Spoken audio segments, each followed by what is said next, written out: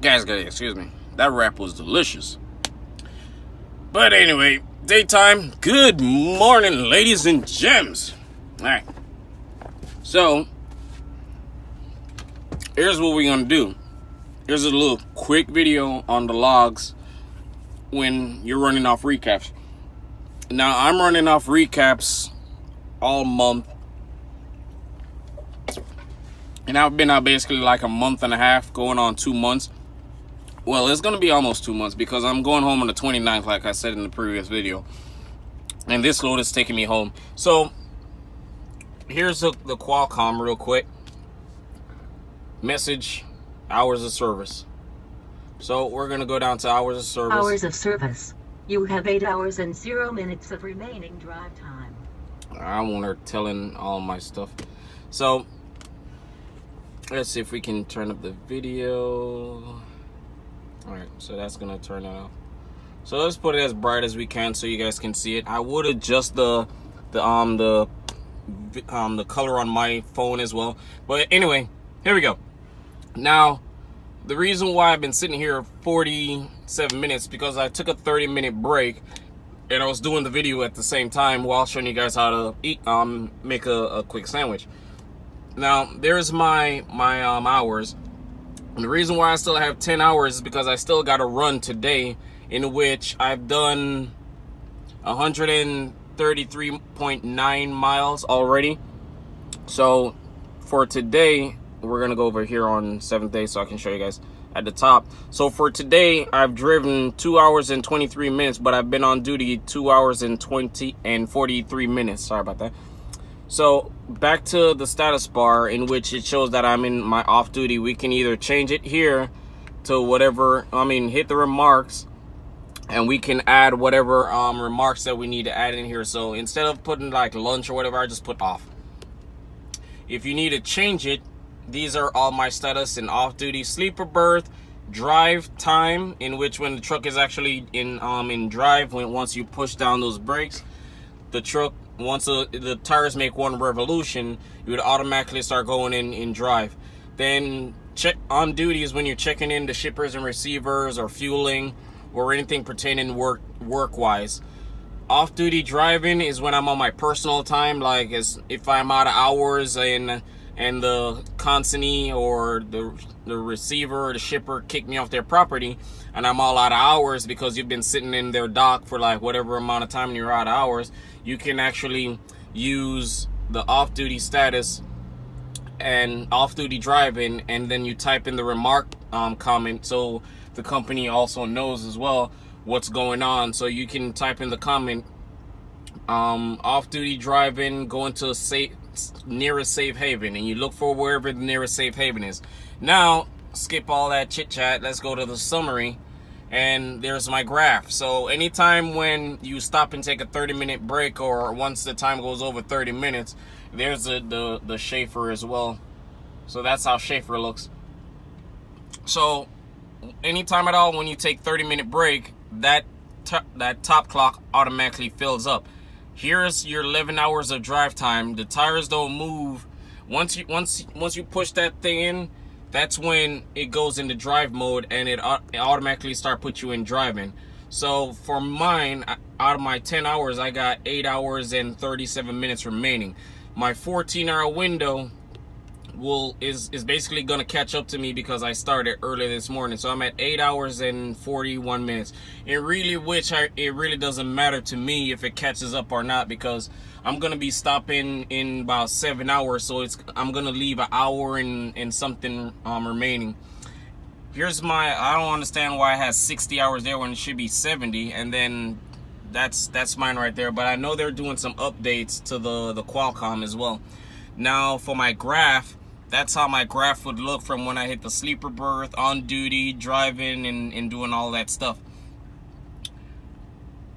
For my day log, it tends to show me where I stopped and all that other rest of those stuff. For my 7th day, which is the best part right here now, that I run off recaps. So now, say for example, let's scroll down to the bottom. So I'm down at the bottom now. When they say 8th day, they don't mean all the way at the top at number 1. Your 8th day is whatever is at the bottom of the screen. So on my first day, when I would first come back out to drive, is where I'll do some good hours, where I'll do at least 9 or 10 hours of driving. So I'll do like 9 hours of straight driving right here, and then it would say I've been on duty for like 10 hours. Then my second day, then I will start dropping it down. I will go down to 9 hours driving, and then this would show like 9 hours and 31 minutes on duty if I don't have to fuel or anything. Then I'll start dropping it down to 7 and 7, and then I'll probably be up here again in 8th. And then it keeps on going up, and then I will start doing 9 and stuff again, just like that. So on my 8th day, which is gonna be midnight, I'll be gaining back 7 hours and 43 minutes. Then the next day, it's gonna give me 9 hours and 31 minutes. Then the next day after that, then it's gonna give me 8 hours and some minutes. Now back to over here where it totals up everything that you'll be getting back. So this is supposed to be, that's what I'm saying, it's doing some type of update, because here it's showing me the hours that I'll be gaining by midnight tonight, which is 9 hours and 31 minutes that I'll be gaining back at midnight. And then down here, it's gonna, in 2 days, I'll gain that back. So up here is saying 7, but my summary is saying 60, which this should be at 70. So they need to update all this stuff still. So it already calculated what I'll be getting back from the previous 2 days, I guess, for down here.